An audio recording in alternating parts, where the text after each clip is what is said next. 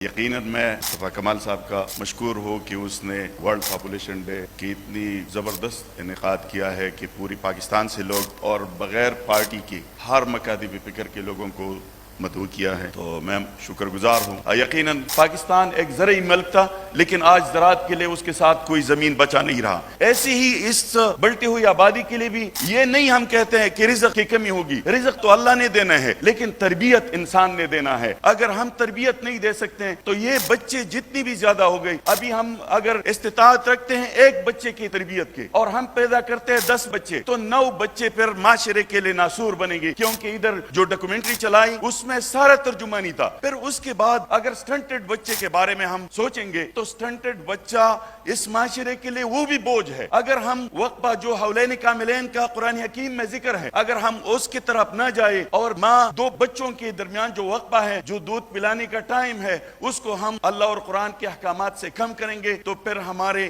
یہ معاشرہ ہمارے لیے پائیدمن نہیں ہوگی، کیونکہ اگر صحت مند ماں نہیں ہو تو صحت مند بچے کو وہ جنم نہیں دے سکتے۔ تو صحت مند ماں ایک صحت مند بچے کے لیے اور صحت مند معاشرے کے لیے بہت ضروری ہے۔